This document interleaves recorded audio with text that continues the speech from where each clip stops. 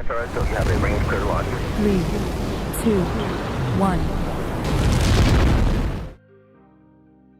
Welcome to Moon Trees Live 2.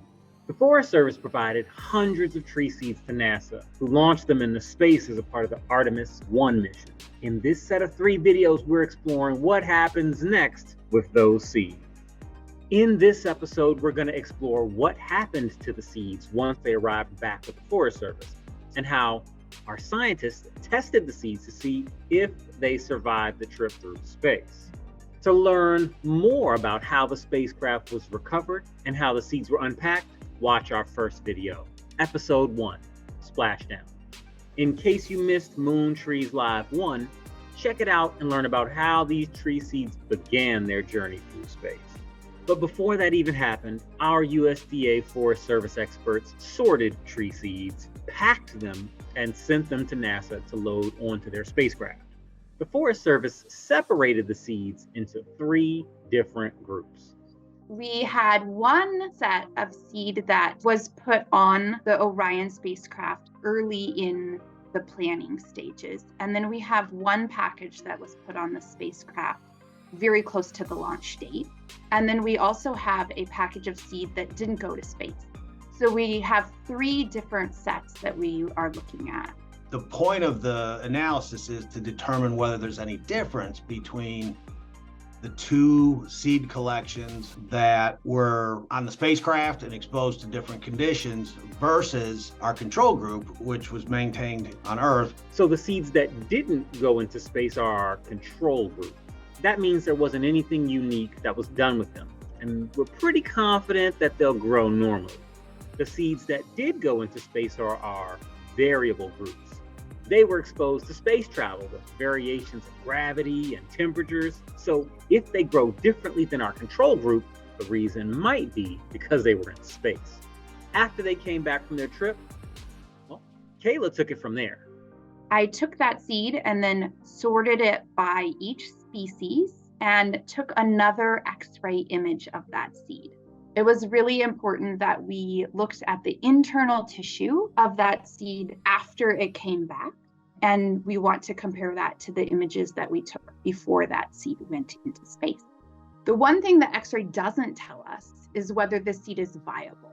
When we're talking about seeds, viable means that they're alive and able to sprout and reproduce. Now, there are 2 ways that we test for viability.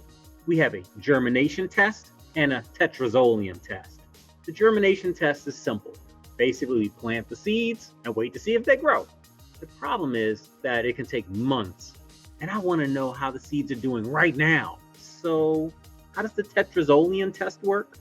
It's a little bit different from a standard germination test in that we're measuring the respiration process of the seed.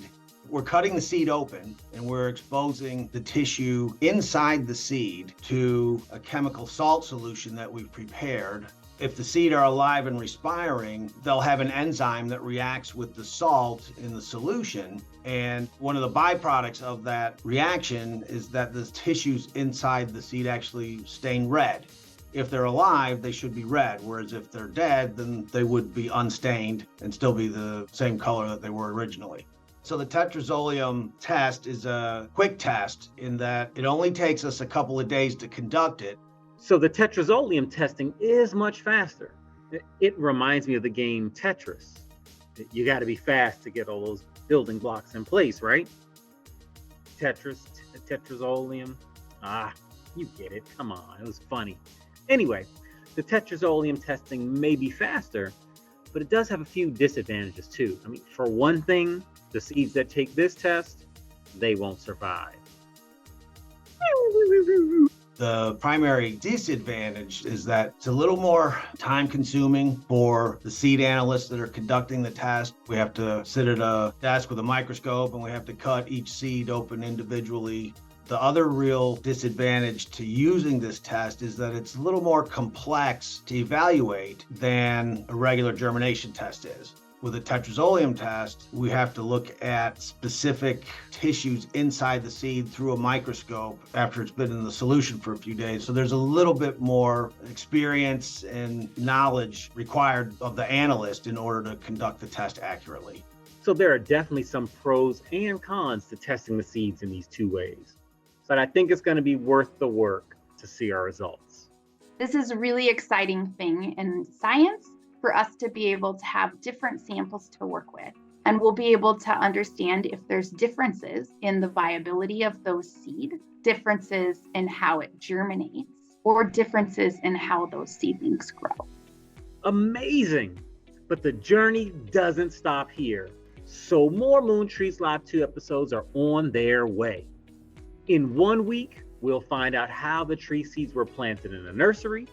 In 2 weeks, join us for a live question and answer program where our experts will answer your questions live. Moon Trees Live 2. The journey continues. So be sure to blast off and check out all of our videos. Thanks for watching.